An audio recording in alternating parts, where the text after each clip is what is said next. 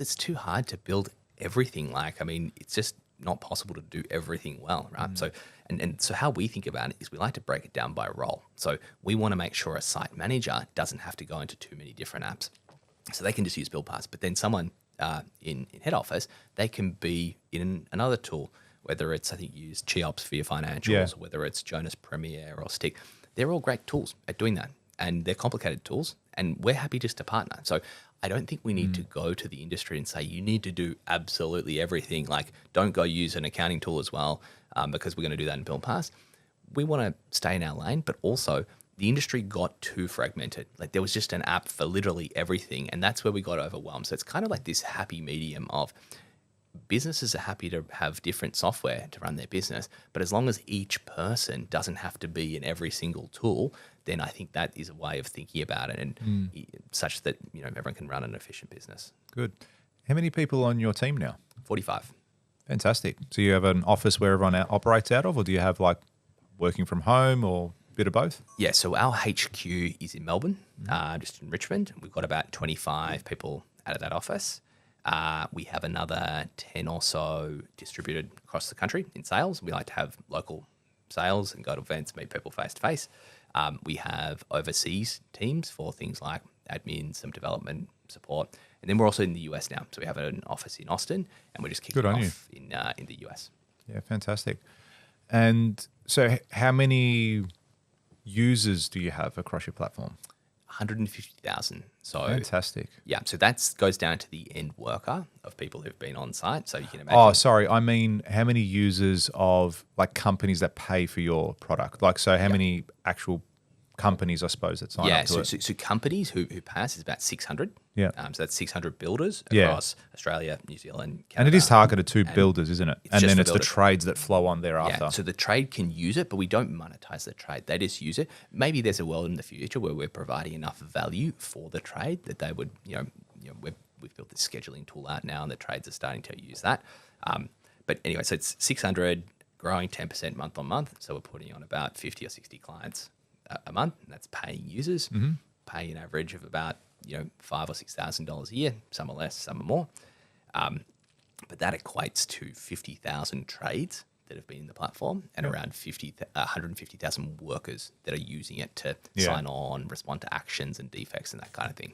Yeah, fantastic. And I mean, that's phenomenal to really in a short period of time.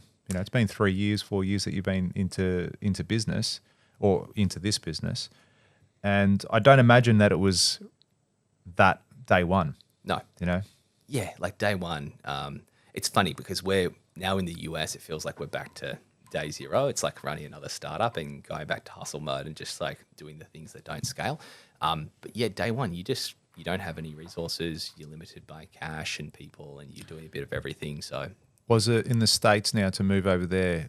Do you then have to, again, team up with experts in that field to go, well, we need to tailor this now, because I imagine it's different from Australia, what regulations you need to do, what people need to sign in and sign out of. 100%. So I imagine there's an element that's a little bit different over there. Yeah, and the problem about the States is it's like 50 different countries. Like right. They're not the difference same. between New York and Texas is like Chalk and cheese. It's different countries basically. So that's something that our product has been tailored for different parts of the USA, but one of the hard things is just the go-to-market. Like trying to run an office from New York and Texas at the same time as a small company is really hard. So you kind of got to pick and choose and go back to what we did here, where we just niched down. Like initially, we just sold to high-end residential builders in Melbourne. That was our initial niche. Once we started to get that market, then we moved on to different states and different parts. So we're just figuring that out in the US at the moment. What was the goal with the US? Because I've always, we've spoken about this publicly, I've always aspired to, and we're in the US. Yeah, last month. Month before, in March. And what was the goal? I guess what is it that drives? Because that's a big move. It's not like you're like, it's something to do. What was the aspiration behind it? Look, we're trying to build a really big business. That's the short of it. We on the path. We've got investors that want to see us build a big business, and that's why Aaron and I started. We both had really cushy jobs working for realestate.com.au, getting paid well, not having to work Golden too hard. handcuffs. Golden handcuffs. And so we didn't want to go and just start a lifestyle business. And we've put a lot on the line. We didn't pay ourselves for a long time. we looked at our average salary over the first 3 years of the business. It was less than the minimum wage. Now we've rectified that. Now we're paying ourselves a normal wage now. But so we put a lot on the line for this. And you work. I think I've worked probably 70-hour weeks for almost 4 years. So we put a lot into this. That's right. It's what it takes, though. It's what it takes, exactly. So the US, it's the biggest stage on the globe. One of the biggest markets. Biggest market. And we felt a little bit early to go there. It's like there's still so much to do in Australia. We have done the analysis. We think we're about, with 600 clients, about 3% saturation of the market that we could sell to. In Australia? In Australia. Yep. So only 3% of what we could sell to out of, so we could essentially, 30x our revenue in Australia over the next probably 5 years. So it's still a big market here. The reason we went to the US so early was we're doing a lot of work with AI. We fundamentally believe that AI is going to change a lot of industries, especially the ones that are out in the field, because the ability to do things on your behalf, to complete admin on your behalf, to do things like voice to text, to get insights from photos and videos, we think is an absolute game changer. And we've got all of these ideas that we're implementing. They're not revolutionary ideas. They just make sense. Like they're things that should happen, that people shouldn't have to do on a construction site that AI can help with. And so the insight was, if we're going to build that in Australia, and this is a new thing, someone in the US is going to build it at the same time. Like an idea is only worth the paper it's written on. It's executing on it. So what we said was, we have an opportunity to compete at the ground level. This is a new technology. This is a new ball game. It's key timing. It's key timing. So let's go to the US now, so that we're not going there in 3 years and having to compete against someone who's a leader. Too late, yeah. Let's be the leader. So that was kind of why we wanted to go to the US now. We raised some extra money last year to enable us to do that. The US is expensive. It's hard. I'm traveling there every month, 2 weeks on, 2 weeks off. Even just the travel costs add up. So that was the reason we did it and why we did it in this time. And if we can crack the US, it also allows us to get US investors, and US investors put more money in. That allows you to compete. If you don't have the same amount of money as your competitors do, it's hard to compete. So getting there is like of strategic importance to us right now. And you're situated in Austin? Yeah, we are. I went to Austin when I was in the US. Cool, isn't it? Because it was the place where I was like, it seems every entrepreneur's going there. Tax rates are really good. It seems to be the hub, the place to go, right? And there's a lot of big people that have moved there recently, like Joe Rogan moved there and so forth, and a lot of people going into that space. And I was like, I'm going to check it out, because when we do this move, because we will crack the States, and when we do, I was like, this is where we're going to open an office. Like it's going to be Austin. Yeah. So I went and visited. It was pretty cool. Spent a couple of nights there. Very different. I went from New York to Austin. Funny you mentioned both just then. So I flew from New York directly to Austin. So different, isn't it? It's like flying to a different country. Yeah, it totally is. Nothing the same about them at all. Yeah. They're completely different. What I like about Austin is, you're in Texas. Like you definitely feel that. You got the big cars on the road. You got the heavy accent, and you got all the barbecues and the Texan food.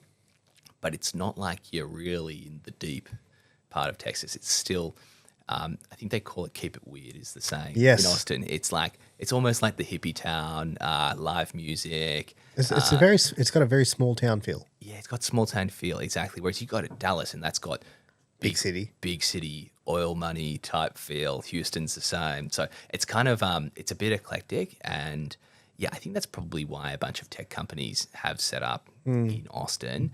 And for us in choosing, we had a few options. We could have gone to San Francisco, a lot of tech talent there. Yeah, that's tech capital. Hub, all the investors are there. We could have gone to New York, another great place to be. People work really hard, could have set up there. But they're also on either side of the country.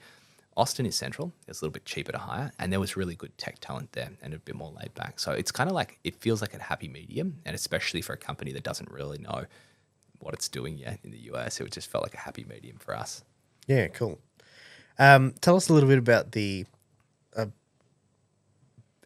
delving heavily into the AI space. AI Talking agents. about it this morning. Yeah, we're actually having a big discussion about it this morning. Where do you see it going? What should people do?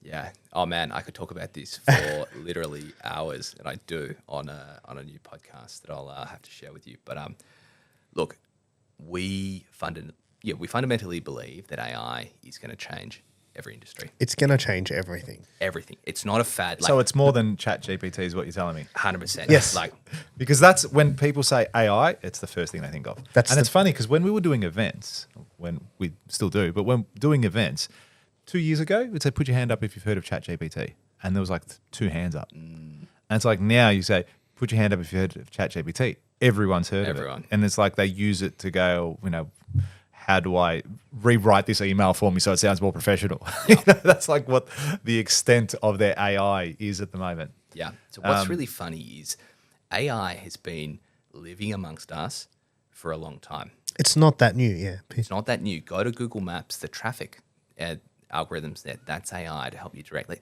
There's the algorithm you get that feeds you content on Twitter or X or Facebook. That's all AI, right? So it's been living amongst us, but ChatGPT was like the gateway drug to AI. It was like what made it mainstream and what got people interested in it and talking about it more. And obviously there's been a lot of technological advancements, but the technology that powers ChatGPT, generative AI, large language models, we've managed to push that further than we thought we could.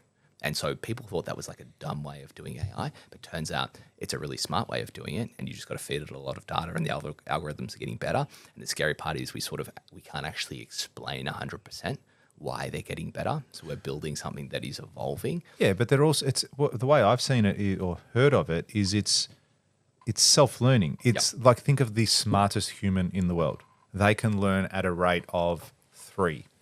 Okay, and then you're talking about AI can learn at a rate of 5,000. Yep. So you're talking in the space of one day, how much a single person could learn, and in the space of one day, what an AI could learn. And then you compound that over a year, and you compound that over 10 years. And it's just phenomenal where it could be and where it could go to. Yeah. And like if you said 20 years ago, you could look up anything in the world and get an answer straight away, you would have been amazed at something like Google. That was amazing technology. But now it's a step further. It knows everything, every single thing that's been said, put on the internet, it now knows. But it can understand your intent, what you're thinking. You can have a conversation with it. You can get it to brainstorm things with you. So it's taken that to a new level. And so it is going to change a lot of industries in so many ways. Probably the biggest one that people are talking about and the thing that provides the highest, I guess, value, but also is the most scary, is the replacement of humans and what we're doing.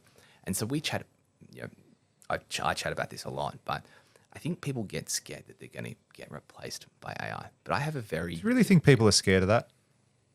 I've never thought about it personally. In some industries, for sure. Yeah. And in some industries, they're right to know that their job's going to get replaced. I think people are going to get replaced. They will. If you like that clip and you want to watch another one, click just over here. And if you want to watch the full episode, click just over here.